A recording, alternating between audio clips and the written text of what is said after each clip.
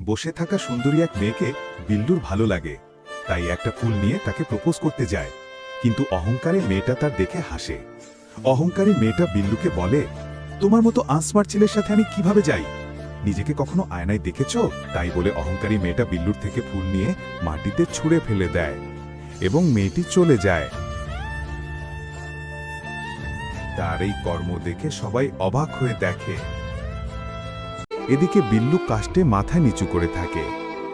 বিল্লু বাসায় এসে আয়নার সামনে দাঁড়ায় সে ওয়াদা করে যে শক্তিশালী হয়ে সবাইকে দেখিয়ে দিবে। দিনের পর দিন জিম করতে থাকে, অনেক পরিশ্রম করে।